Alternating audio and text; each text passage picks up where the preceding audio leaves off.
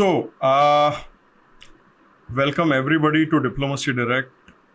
This is our small uh, way of contributing our gesture of a national service, a duty to inspire all the youth to come and have a look at the opportunities and have any with direct interaction with eminent leaders like Brigadier Basin.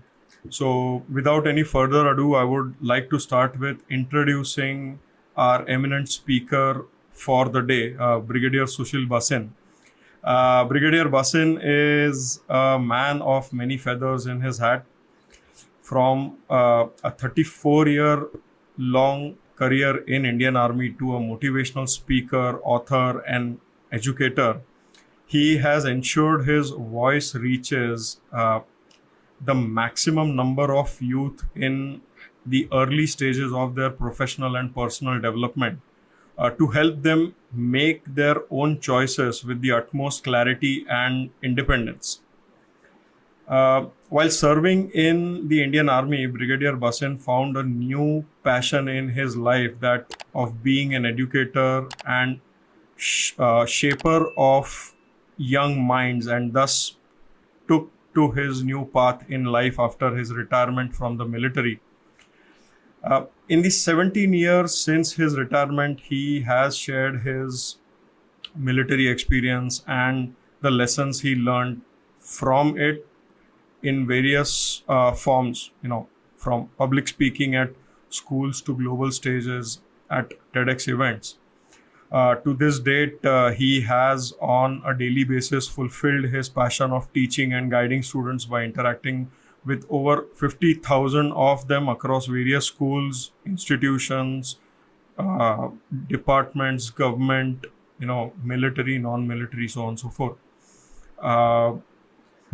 His focus is primarily on transforming lives from a young age and working towards outcome-based results have made him a caring, thoughtful, and decisive figure in eyes of all those he has interacted with, basically the lives that he has touched.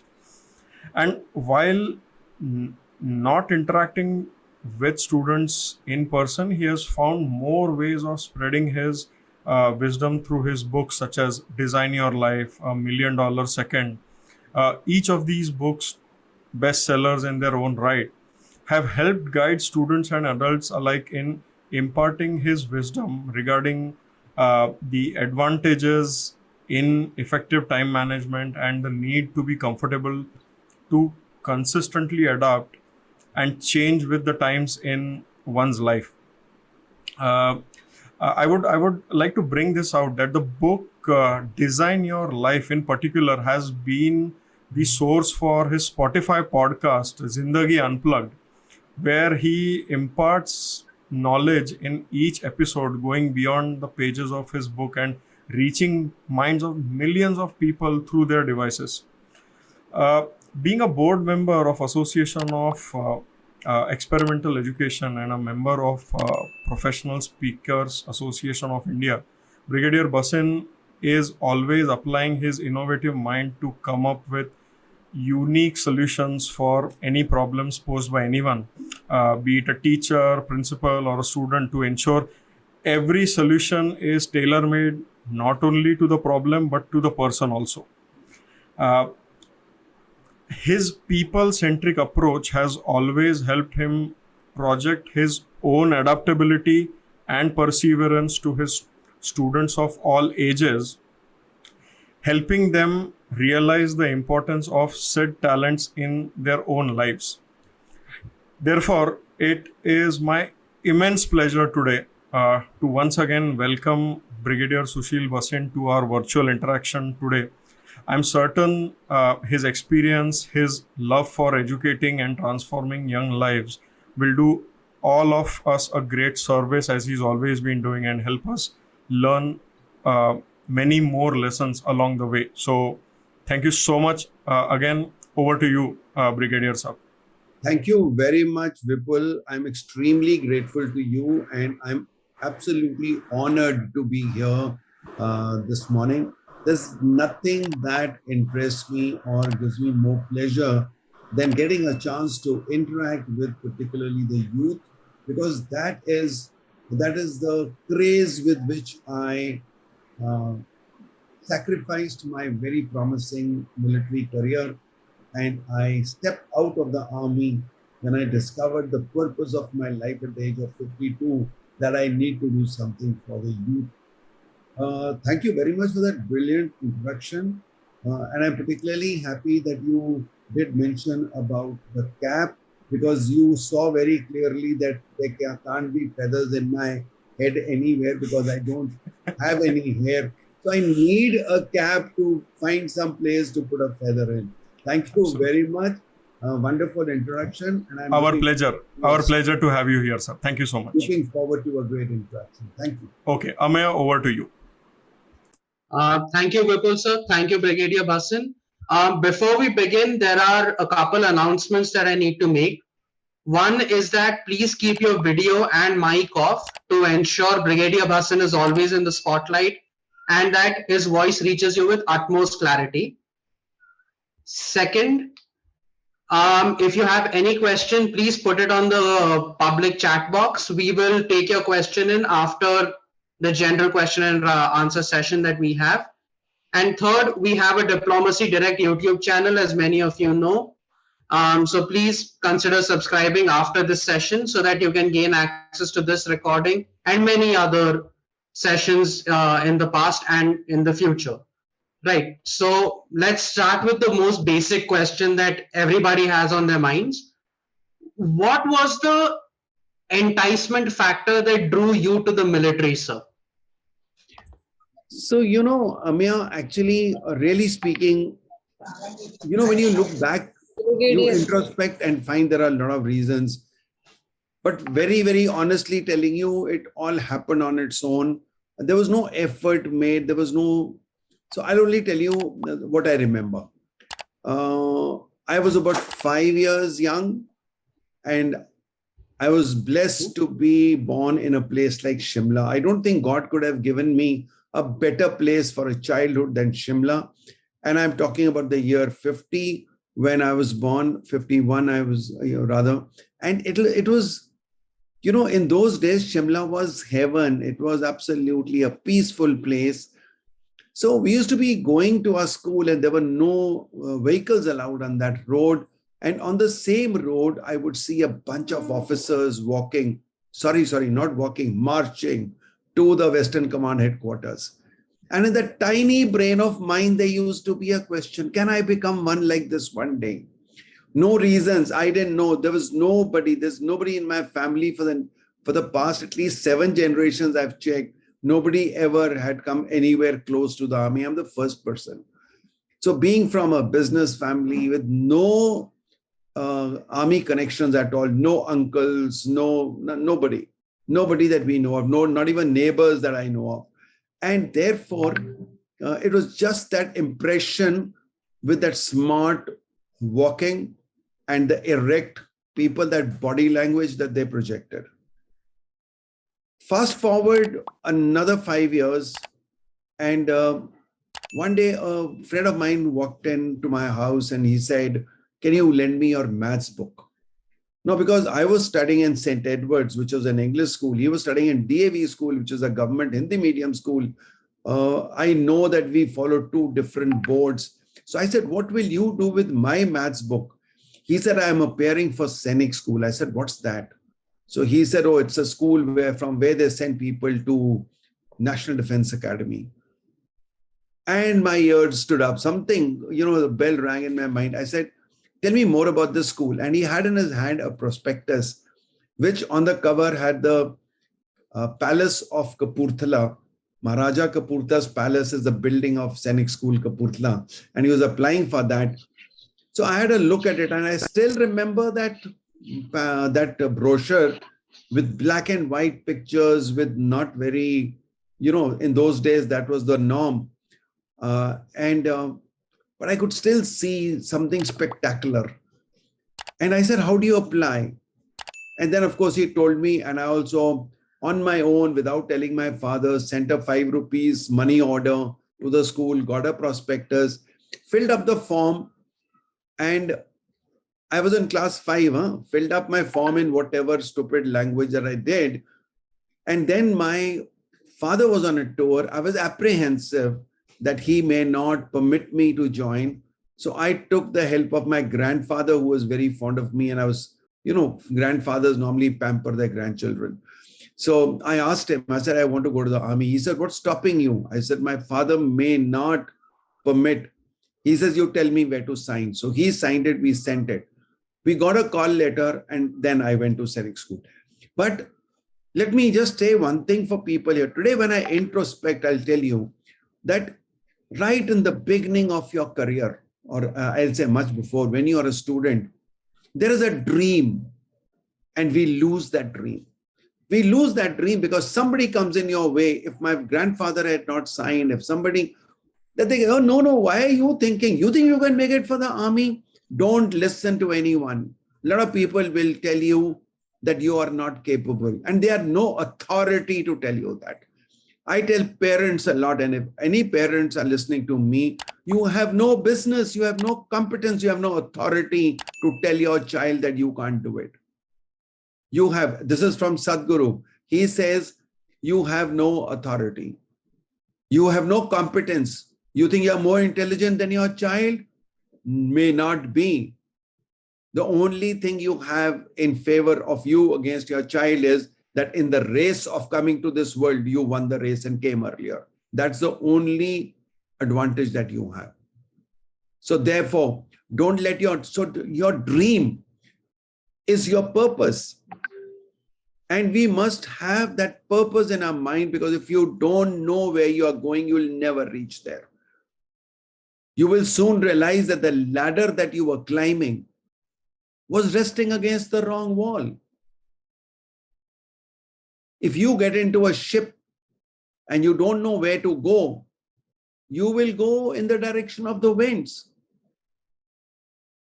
Majority of us go in the direction of the winds in our life.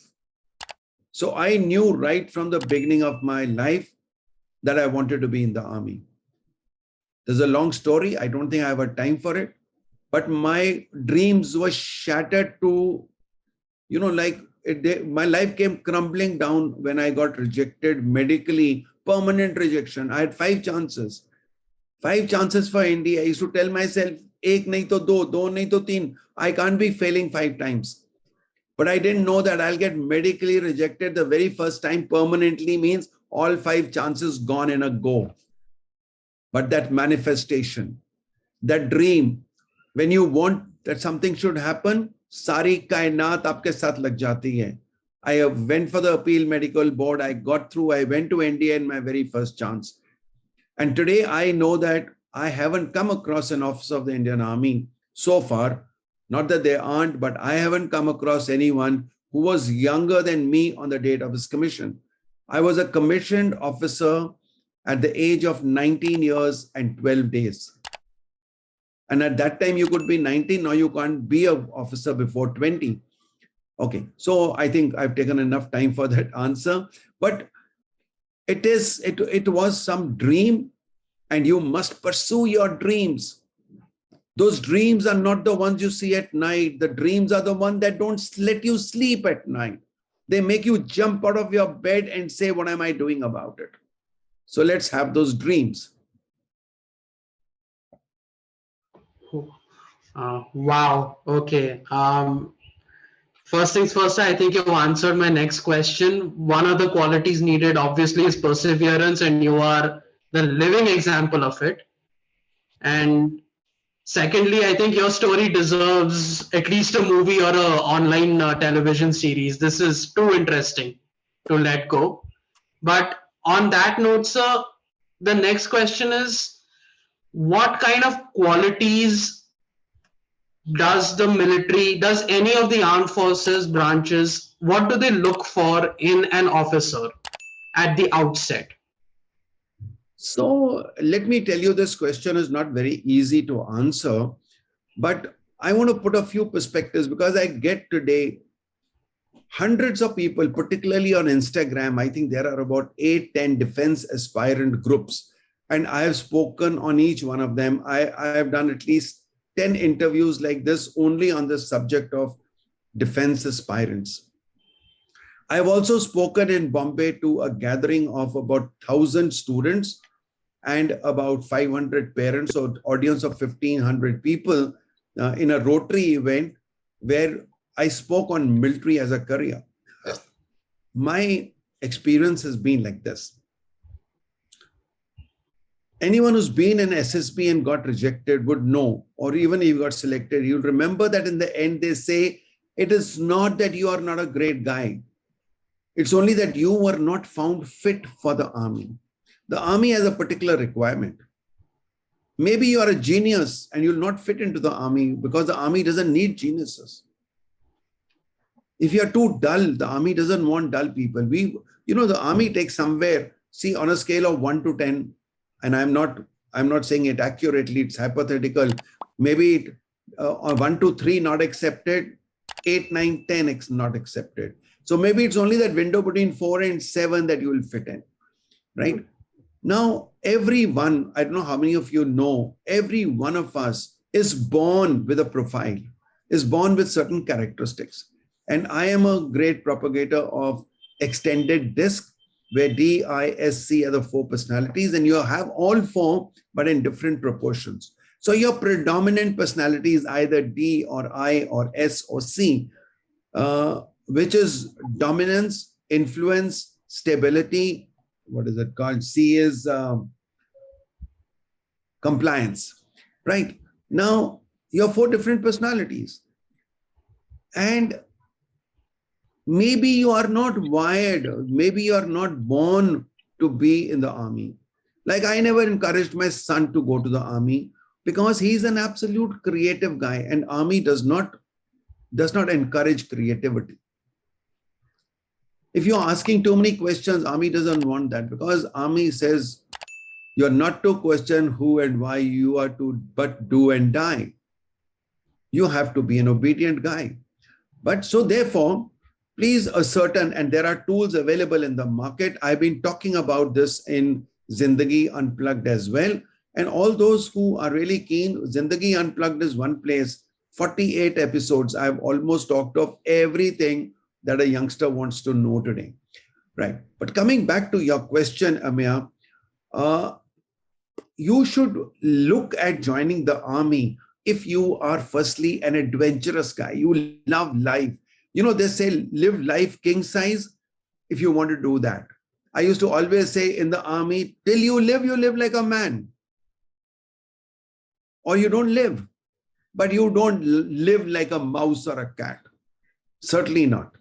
Okay. So if you are bold, you're adventurous. I was very fond of adventure. Army gives you a lot of it. You're fond of traveling. Army gives you a lot of it. I have been posted. I have had 24 postings in 34 years of my career. 24 postings. My children, both my children have studied in 8 to 9 schools. That means on an average, they've done one class in a different school. And we used to believe that will disrupt things because, they didn't get continuity. But both my children are doing so well, and all army brats, we call them, which is born, raised, and transferred. That is brat. So army brats do very well because they get accustomed to different environments, adaptability, flexibility, okay, and all that. Anyway, so coming to, you have to be adventurous, you have to be bold, you need to be flexible. You need to be a team player. If you are the one who's a genius who wants to show his or her capability as a genius, you're a self-centered person, then probably army is not the place for you. Then army is not the place. If you're an individualistic guy, you want to show your individual prominence, then please stay away from it. You have to be a risk taker. You have to be a risk taker. If you're a very safe guy, you want to analyze everything, you want to think 10 times before doing something, army is not the place for you. If you're an indoor guy, Army will not be it won't be bad, but it won't be great. If you're a sportsman, you're fond of playing golf, swimming, Army gives you to play every game at almost zero cost, like nobody else does. Right? And then as a person, you have to be very high on your integrity, loyalty, and honesty. Army does not tolerate the lack of these three in any way. There can be, you may say there are scams in the Army. You will find that people have got court-martialed for that. But I'll tell you one thing, Army does not tolerate it.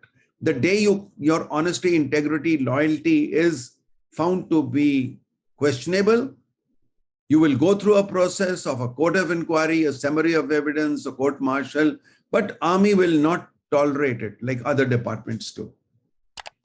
So that is my take on what you need to be an Army officer. So basically, sir, the Army does not suffer fools. The Army has no time for a fool. I wouldn't say fool. No, I won't say fool. But the Army has a lot of time for mediocres. Army trains people. I have always said, that NDA is a factory which turns ordinary people, boys, into extraordinary leaders, no doubt.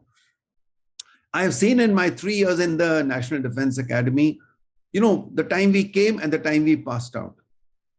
Everyone was transformed. Everyone was a better version of himself. But still, in any factory, there are some manufacturing defects. And you'll find, I've seen some of my own colleagues who, even after 10 years, I found there were some manufacturing defects in them. So in the entire machinery, ek aadha piece nikal jayega maybe. But they don't go far. They are not successful. Right, sir. On that note of the Army, just 1 minute, Ameya, let me add a little humor here. I was very good in academics. I have always been in the top 3 in my class. I never stood first. That is my life story. एक बार भी मैं जिंदगी में class में first नहीं आया, but मैं normally 4th 5th से नीचे भी कभी नहीं आया. And my brother used to be somewhere 20th 21st in a class of 30, and I used to laugh at him. He used to fail. I never failed in my life. I didn't fail in a class test ever. Yet I was not very fond of academics. I was good at them, but that was not what I really liked. So one of the things I used to say, यार NDA में जाएंगे और फिर उसके बाद at least college नहीं जाना, पढ़ाई नहीं होगी. And that was the biggest mistake. The Army made me study and study and study and study till the last day I was in the Army.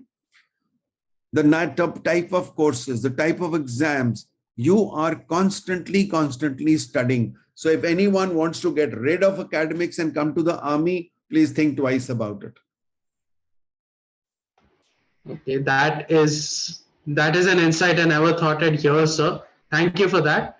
And on that note of the Army creating extraordinary people, I would actually like to ask you what type of leadership qualities get developed within these youth, and how many of those qualities or what sort of qualities stay with them through their lives? So, let me begin with something. So I tell you that everything that happens in the NDA from day one, the moment you land up there, everything is an experience. Everything is making you a leader. Everything is making you a leader. If you're abused, you're abused to make sure that you can tolerate nonsense. You can tolerate what you think is nonsense. Okay. I still remember that we came in a 3-ton from Kirki station, and you get into NDA and the place where there's a cadet's mess. And in the cadet's mess, there was a place where you had to sign some forms. And from there, you were told which squadron to go to. Squadrons are the names of you can call them hostels or whatever. In those days, there used to be 12. Now they're 18. So I was assigned to Foxtrot Squadron, and I was told that is a building. So then I looked around. I had a huge trunk. Those days we used to have, and there was a dimension of a trunk given. We had to buy a trunk, which was 14 inches high and this and that, because it had to fit under the berth of a first class compartment, right? It was very heavy. It was very heavy. Even a coolie would charge you a lot of money to lift that trunk. So I looked around. I said, how do I go? People said, lift up your trunk and go. And then I found 2-3 other cadets struggling with really such a huge trunk on their head. And 2 or 3 of them had dropped the trunk and then picked them up again with somebody helping you to put it on your head. That is experience 1. Within a few hours of your landing up there. You land up there in the squadron, you're welcomed. Of course, you're welcomed very well and they don't abuse you then. And then you're told, go straight to the barber shop and get your hair cut. And you go to the barber shop, and I'm telling you very soon, I wish I had, I was prepared and I showed you a picture of what I looked like when I got that crop. Oh my God, you didn't want to look into the mirror. You looked horrible. Okay, but then very soon you found that everyone was looking like that. So it didn't matter. And there were no girls around. Now, I don't know what boys will do in the NDA when there are girls around. So we had no girls and we didn't have to worry. And I don't know whether the girls will get a haircut like that or not. I wish they do to understand. Anyway, so NDA starts making you a leader with all the qualities of leadership. That there's something called OLQ, officer-like qualities. I now don't even remember, but there were 52 at one time. They got converted to 36 or whatever. I have no clue now after 17 years of premature retirement that I took. But let me start with what really happens. In the Indian Military Academy, in the walls of Chetwood Hall, the first commandant of IMA, General Chetwood, left us with a credo, IMA credo, which you don't only read, it goes into your blood. It goes into your blood. It is ingrained, it is embedded, it is sort of forced into your system. And that, I think you must have heard, the safety, honor, and welfare of your country comes first, always and every time. The honor, welfare, and comfort of your men come next. Your own ease, comfort, and safety come last, always and every time. ये आपके अंदर इतना जबरदस्ती से डाल दिया that you can't come out of it. And therefore, a lot of our behavior goes by how you take care of your people. Nobody in the corporate teaches this. Nobody in the corporate teaches this aspect of that the men you command come next. Your own comfort comes last. And that's why you see on my virtual screen, I've launched a program called Battlefield to Boardroom, Army lessons that you can apply in the corporate world. And I say, come, I'll tell you how to lead the Army way so that you really can do that. The second thing is that teamwork, again, day one. So it was, I think, second or third day in the NDA that in the morning we have a muster fallen at about 6:30. And from there, everyone goes for outdoors because before breakfast, there are outdoors. So somebody goes for PT or drill or horse riding or swimming or something like that.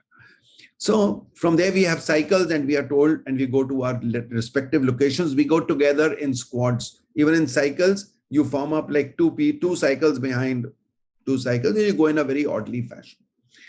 Now, so this second or third day, one of the 30 of us, 30 people in a squadron from one course, first termers, and one of us got late. One guy came late, and we were given a very heavy punishment. Again, I don't have time to tell you the entire story. It's a very, very thrilling story.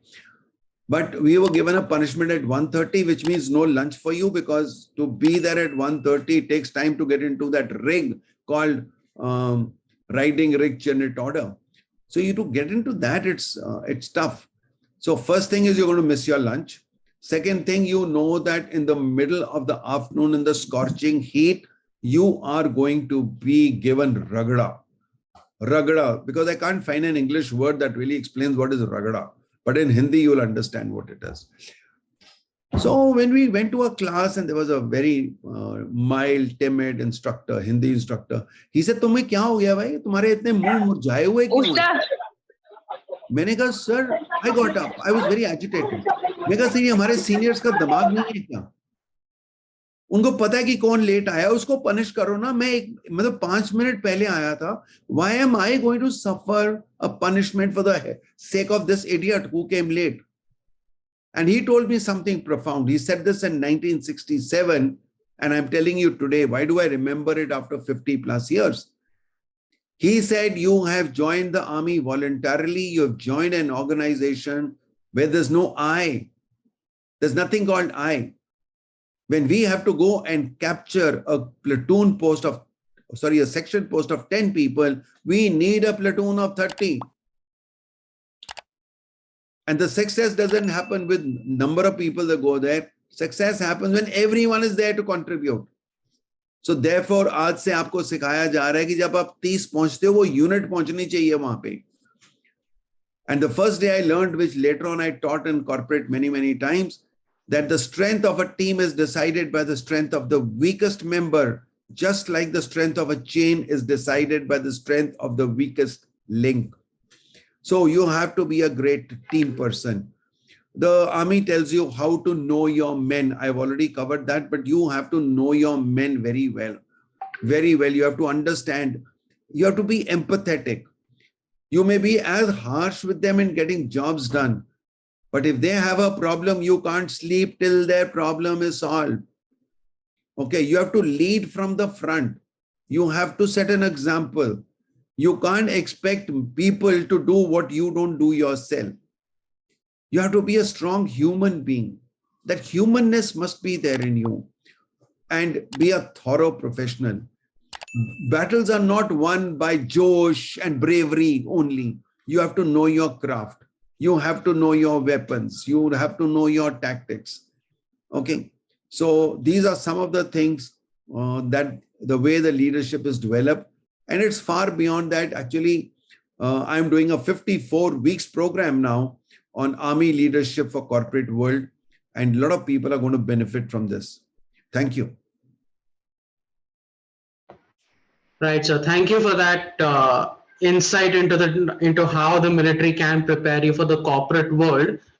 On that note, sir, actually you've segued amazingly into a question that I've always wanted to ask, and I think the others do too. That how would the youngsters of today, how would the youth of today overcome the dilemma they face when trying to choose between a corporate job or the military? What advice do you have to give to them, sir, to overcome this dilemma? Okay, so I'll tell you from my experience of dealing a lot with the youth. All those who want quick results, stay away from the army. You may be the best guy in the world, but if it takes 13 years to become a major, you can become a major in 13 years. There's no fast promotion. You have to be in the queue. You have to be patient. Okay, so that is point one. Point two is, if you're looking at monetary, today most of the youth, they will leave one company and join the other company for just a few thousand rupees more salary. No. I got to know very early in life that if you are really looking for more money, then become a merchant, not a soldier. If you expect a soldier to give you money, then you're in the wrong place. Even when I got married, and when I was engaged, and I was engaged through the matrimonial columns of Hindustan Times. So I was meeting a stranger and I told her, I said, if you are looking for too much of gold and this and that, I'm not the right guy to marry. But if you want to have fun in life, if you're okay to be in jeans and tops and not worry about gold and sarees and all that, I'm going to give you a great life. If you're looking for adventure, we'll have fun. And she said, I'm all okay for that. And I think today I'm married for 45 years. We've had solid fun. My children have had a lot of fun. Both my children, one in business and one in corporate, they feel that they've had the best childhood. The best childhood. They never had luxuries that other children have today. They went to school in a 3-ton with modified, getting those jerks and jolts. They didn't go in those comfortable air-conditioned buses. No, they didn't. But I think they enjoyed it much more than what you do today. So be very clear that corporate world has a different offering than the army. Army is when you are prepared to move at short notices. You will leave your family behind. When you're joining the army, you don't even think of family. But see, the reality is that after 5 years, 10 years, you will have wife, you'll have children. And then that reality is different from what you think when you're just dating a girl. It's very different. So be careful of all those things. You have to, there's a lot of separation from your families, from your children. There are lots of hardships, but behind all of them, there's a lot of fun. So I have really enjoyed my army life. And I know that most of my colleagues have enjoyed every minute of that army life, but not all people do it. And there are many who after a few years fall apart because they were not prepared for it. So that is why you have to be mentally prepared for this type of a life. Wow. Okay. Right. So from what I get from this beautiful answer is that one of the returns of an army life is that you have a lot of fun. It's excitement. Absolutely. Too much of fun and excitement, provided you are that time. And you want to make the best of it. I'll tell you, I was chairman of an army school and I had a 80 battalion, animal transport battalion under me. The resources were there. And I said, okay, I'm going to start a horse riding club every day from 3 to 5 days a week, free horse riding classes. Out of a school of 2,000 children, how many people do you think opted to come for that? I would say about 1,500, sir. So about 10. So wow. I had to close down that school after some time because there were no takers. And that's the sad part of it. You know, you get such facilities in the army and not all people take it. In Ambala, our corps commander had made a sports complex, which was world class. There were tennis courts, there were squash courts, and all is free. Zero money you are paying. And he used to go in the evening and find they were not well utilized. And you feel bad. So point is, army gives you lots and lots of facilities, whether you take them or not. There are people like me who made the best of it. I played golf, I did riding, I did everything possible. Wherever you got a chance, you made good use of it.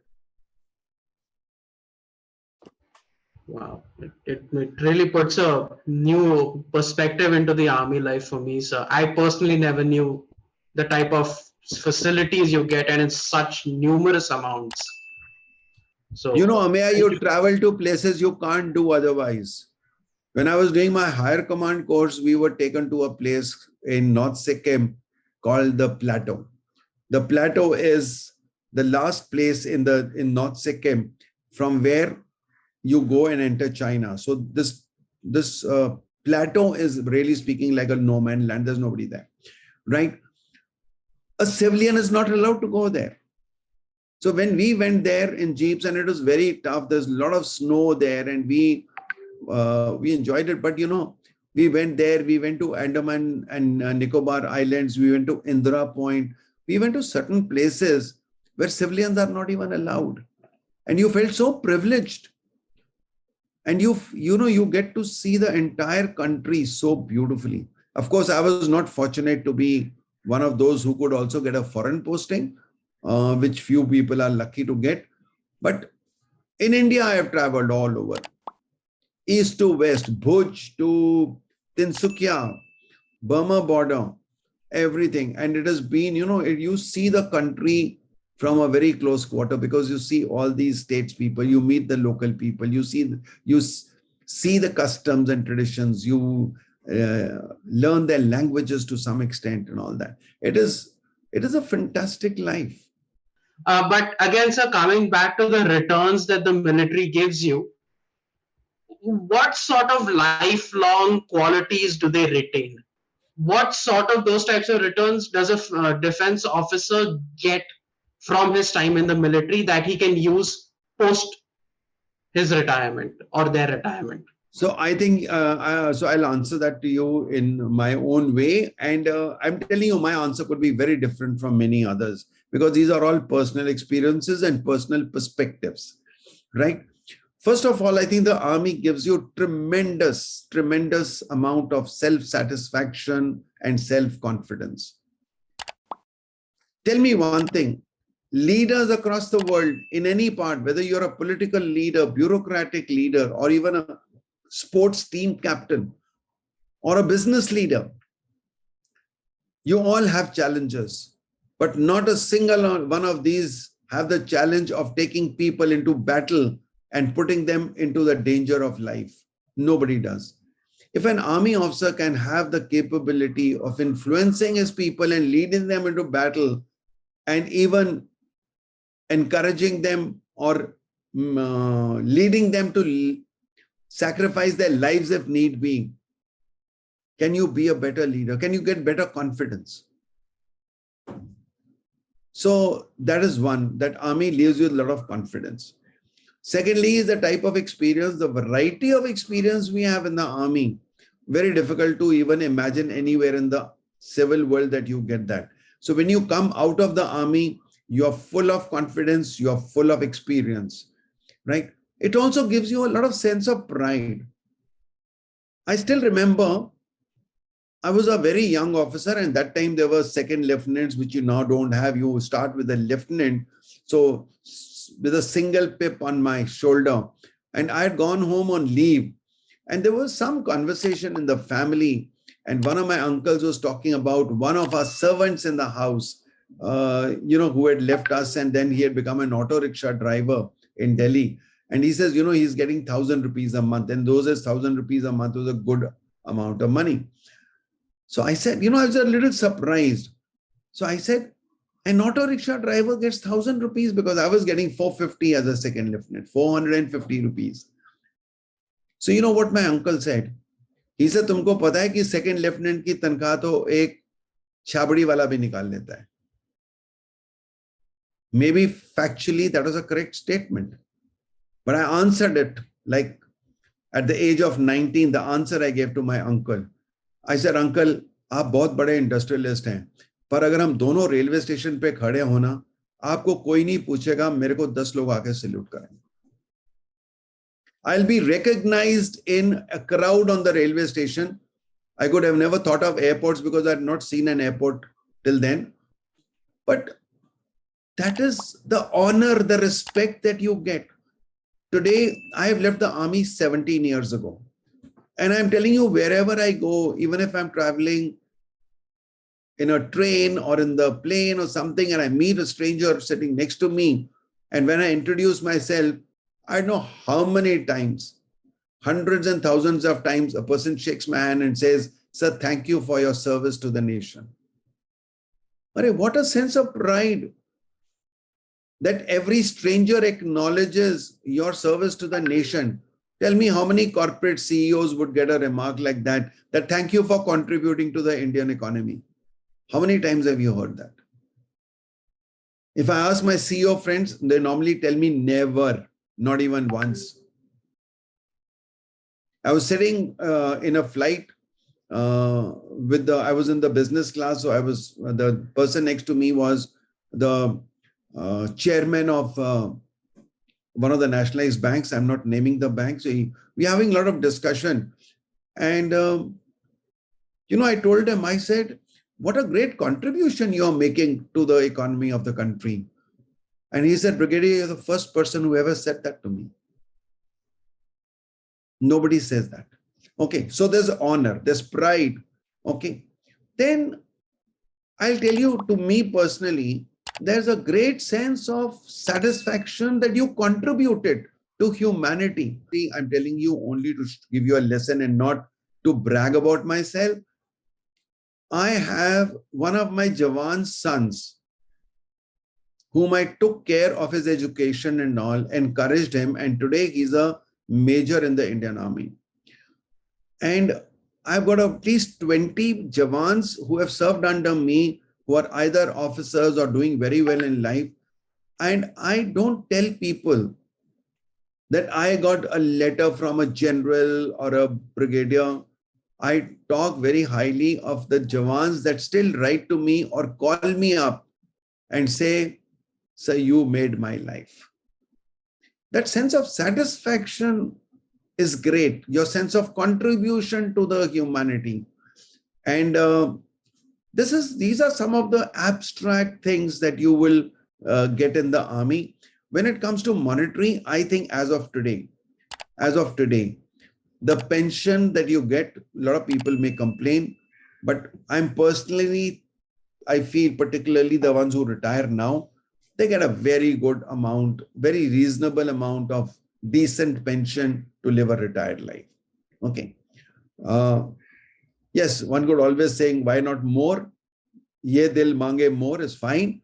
But I feel that even what I'm getting today is not bad. I have to be grateful for it. It's a good amount of pension. Yes, a little more would always be welcome. And I think we deserve more. There's no doubt on that also.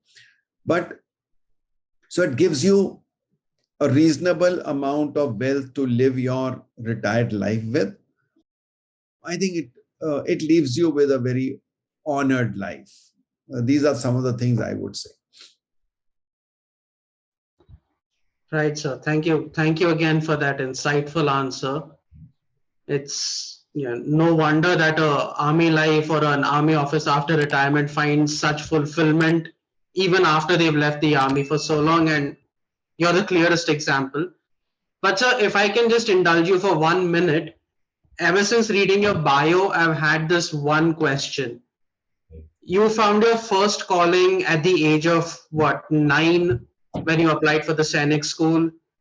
And now, after 34 years in the military, you found another calling in life to be an educator for future generations. So, how did you shift from one calling to the second, sir? And how was that adjustment for you? Was it like a shock, or was it a gradual, natural, like a river flowing? If you could please elaborate on that. This is a very touching story of my life. And I will strongly encourage you to, if you go to Google and say Sushil Bhasin TEDx, you will find my latest TEDx talk on purpose of life. Why did I leave the army? So you'll find the details there. Because if I tell you now, it is a very long story and I don't think I have the time for that. But let me tell you as briefly as I can. And it really gives me goosebumps even when I talk about it now. So in 2002, I was posted in Ambala and I was told that now I'm posted to Bareilly. And right on the day of my receiving the posting order, I used to play golf, and one officer who used to play golf with me said, "Sir, suna aapki Bareilly posting aa gayi hai?" Main kaha, "Haan." "Sir, you are going to be in deep shit."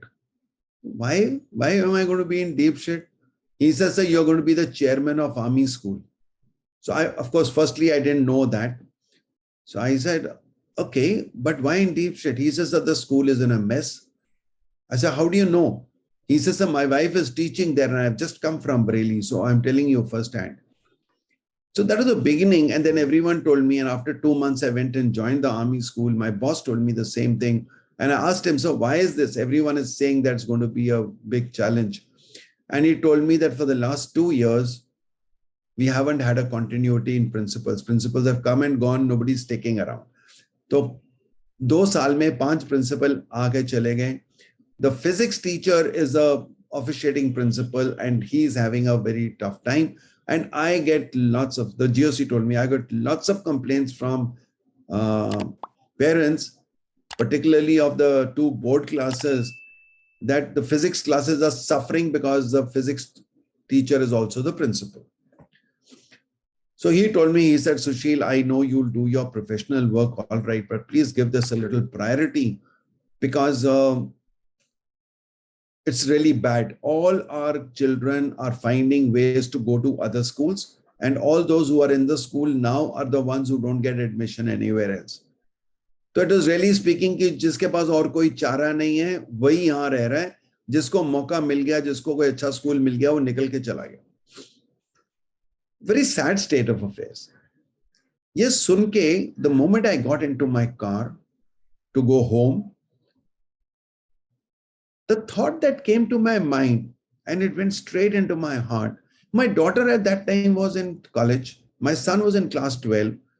And I said to myself, if at this point of time, my children's career is the most important thing happening in my life, their career is more important than my own career, then won't the 2000 children's parents also have similar aspirations? And can I, as a chairman of the school, allow that careers to be neglected? No way can I allow that to happen. I reached home, I told my wife, I said, I don't know, मैं अपना office का काम कैसे करूंगा? I've got 5 to 6 officers with me. Maybe I will delegate, I will empower, I will make them do something, but I'm going to spend some time every day in the school. I'm told that probably, I'm not sure, I'm not talking statistically, but chairman of a school goes to the school only to cut ribbons or to be the chief guest. Nobody goes to the school every day. I used to go to the school almost every day and spend at least 2 hours there. I created an office for myself because there used to be no office because chairman never went there. So I created a little office space for myself. So I could go and spend 2-3 hours. I would walk around into the classes. I would see what teachers are doing. The teachers started hating me. The parents started admiring me. The children started loving me because I was very approachable. I would listen to their problems. I would solve their problems on the spot. Like if a girl walked up, one day she stopped my car and she says, sir, main ek baat bolu. And she must be in class 6 or 7. I said, हाँ बोलो sir, इतनी सर्दी है और हमको skirt पहन के आना पड़ता है, बहुत ठंड लगती है. I said, yaar, I sit in my office with a heater in my feet and I still feel cold. And here in the school, the curtains are not there. The window panes are broken. सीधी ठंडी हवा आती है. एक बच्चा जो थर-थर सर्दी से कांप रहा है, वो सीखेगा क्या? I went to the principal and I said, from tomorrow morning, all girls can wear trousers, any color, I don't mind. And we'll sort out a proper uniform for them later. But a child who's not comfortable can't learn. And she said, sir, how can we do that? That's against the rules. I said, I'm the chairman. I'll give it to you in writing. Follow my instructions. I'll take the risk. You are not doing it.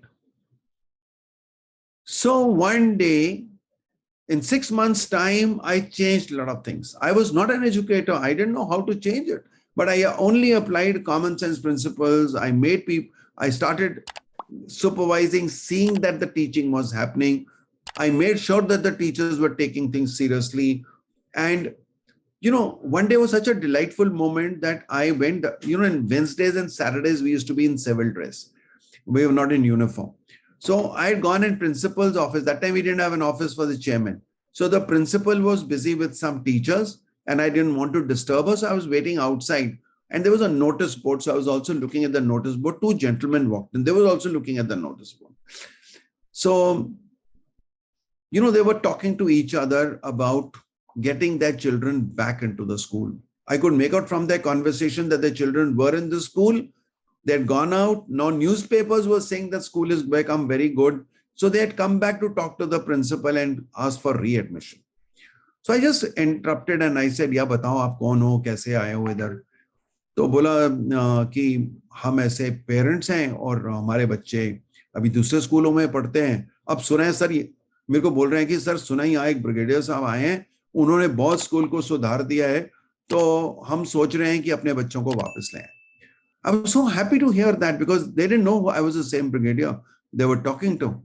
So anyway, one day at an event, 6 months later when school had really improved, this head girl walked up on the stage and she said, I want to say a few words to the chairman. And she said a lot of good things about me, about how the school had changed, how they were very happy. But in the end, she said something which went like an arrow and hit me in my heart very strongly. She said, sir, thank you for giving us our pride back. Sir, हम officers colony में नीचे खेलने जाते हैं So all children who go to Bishops and Maria Goretti and all those convent schools, they tease us. And they say, you go to the army school? And sir, we used to have our head in shame. There was nothing to talk about. Sir, abhi wo bolte hain, you go to the army school? We say yes. And 800 children of the senior school stood up and clapped vigorously. I've written this in my book. Why did I write this book called Design Your Life? And you'll see here, I don't know whether you can see, it takes 800 children. 800 बच्चों की उस clapping ने मेरी जिंदगी change कर दी. I realized that I have given value to children. And I said to myself, I think God has sent me to this planet for children. I've done enough for the army. Now it's time to do something for children. So I took that plunge, went home. I told my wife, I'm leaving the army. I didn't leave immediately. I prepared for it. 2 years I was there. I went and saw all how other schools were working. I thought I'll start a school of my own. But I started preparing. I was clear in my mind. I'm not looking for further promotions. I'm wanting to quit. 32 years, 34 years, I've done enough for the army. Now it is time to do something for the children. Very, very boldly, a lot of people, including my parents, my friends, my relatives, my wife, they all discouraged me to say, your children are growing up, इनकी शादियां करनी है, ये college जाएंगे, इनकी higher education है, और आप पूरी अपनी pension इसी में लगा दोगे, you will invest into this, and supposing it doesn't work, you will, like put all that into tremendous risk. But at that time, I had become unstoppable. There was nothing going to stop me. I used to hate anyone who discouraged me. And I said, कैसे नहीं आएंगे बच्चे? जब मेरी mission इतनी strong है, जब मेरे को इतना sure है कि I'm going to do something good, even God will help me. I can give myself delay. I can't give myself failure. 2 साल नहीं लगेंगे, 4 साल लगेंगे. But I have passion, I have mission. And passion with mission becomes very strong. And I said, let's go. So that is the way I transited. And I remember that day of 1st October 2004, when I hung my boots, I flew from, that was the last day of my service. I flew from Bangalore, which was my last posting, to Mumbai. And in that flight of 1.5 hours, I told myself, Sushil Bhasin, you are now no longer a brigadier. You will land in Bombay as an ordinary human being. Start your journey once again, from the beginning, from the scratch. And that moment, the wheels of the plane touched the ground, I was already a civilian. I had conditioned myself in 1.5 hours to tell myself that I have a different life to look at now. So, Ameya, I did tell you that this is the shortest I can tell you. The story is very touching. It's very powerful because it gave me that courage. And today, no regrets. I have enjoyed my life. Even I had become a lieutenant general, and I couldn't have become the chief of the army staff. I couldn't have become an army commander. It is not in the rules of the army. So all I could have done was to become the Director General of Supplies and Transport. And I think I've enjoyed myself in these last 17 years much more than what I could have done as a DGST. And I continue to do one thing. And let me tell you the last message of my life. I go by a book called Die Empty. Die Empty says, which is the wealthiest place on the planet? Ameya, what's your answer? Which is the wealthiest place on the planet?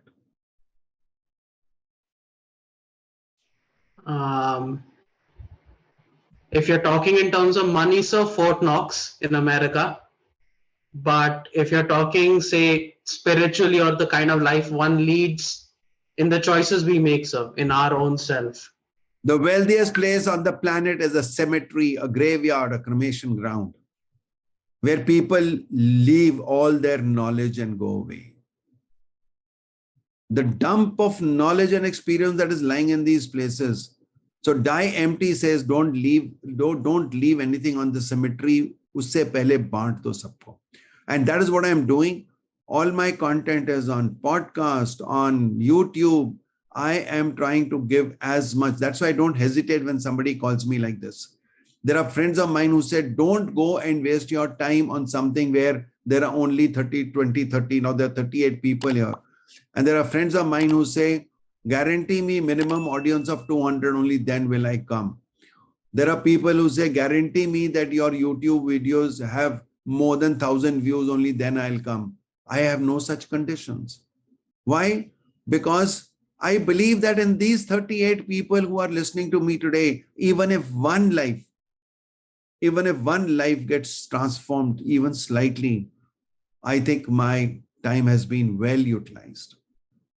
So I want to die empty. I want to teach till the end of my life, just like Abdul Kalam. When Abdul Kalam died, I told my wife, I wish I have a death like this. He died on the rostrum. Maybe I want to die in front of my computer. I want to be there till the end of my life. And that is why I live with a motto called, the rest of my life is going to be the best of my life. Thank you. Wow, that was inspirational to the core, sir. And might I just add, when you were telling that you are now an ordinary person, nobody can call themselves an ordinary person with the kind of life you've led, sir. It's simply impossible. Thank you, sir. Thank you for sharing your experiences. I think I've taken up enough time. Now, there are a couple questions from the audience. There are two questions, sir. One is from Mangesh Chalak, who wants to know your opinion on the tour of duty scheme that the government is proposing. So we have one more question by Ganesh Kumar Jain. He's asking, what should be one's mindset while preparing for the defense service entrances? And very, very good question. And listen to this very carefully. First of all, be yourself. Be your authentic self. The SSB has every way of finding out whether you have been nurtured, trained, and if they find that you are putting up a false front, you are saying what you think should be said and not saying what you really feel, they'll reject you. So be your authentic self. Go with an open mind. Only energize yourself. Tell yourself, I will participate. I will not hold myself back, which doesn't mean I'll speak anything and everything. I will think, I will speak, but I will not hold myself. I will not say, ye bura to nahi lagega. I don't do that. I say what I have to say. I trust myself. I believe myself. That is all what you need to do, and go with confidence. That is one. Secondly, as I said, be sure that you think you fit into the structure of the Indian Army, what they expect from you. Are you prepared to follow people? Are you prepared to sacrifice your comforts? Are you prepared to be separated from your family? Are you prepared to contribute to the organization? वो सब qualities जो मैंने बोला है, वो be sure that you have them and you are the right fit that you can determine. You can determine. It is not whether the army is fit for you. Ask whether you are fit for the army or not. It's not whether army is a good career for you. Ask whether you are good for the army or not. And then maybe, and there are many, many, many of my friends, particularly from my school, who could not join the army, but they did so well in life. So maybe you are cut to be a scientist. Maybe you are cut to be a researcher more than being in the army. So please follow your heart more than anything else. Follow your passion and do something that you will love doing. And I have a YouTube video called Turn Your Passion into Your Profession, which is also I think that one of the chapters in my book, Design Your Life, it has this chapter called Convert Your Passion into Your Profession. So that, about easily minimum 8 hours, and in today's corporate world, maybe even 12 hours. 8 to 12 hours of your day you're spending at work, whether you do it at home or in your car while you're commuting or in the office. Easily 8 to 12 hours of your working day, at least 6 days a week, are spent in office work. And if you are not enjoying that, be sure you're not enjoying life.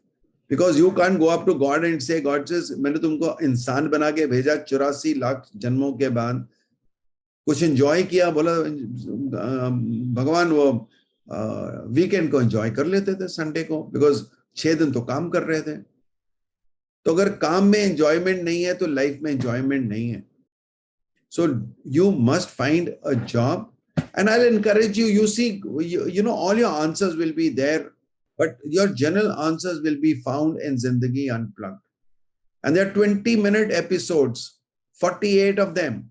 How to choose your life career, how to choose your life partner, what is generation gap, how to face death, the direction of your life, communications, everything is covered there, everything.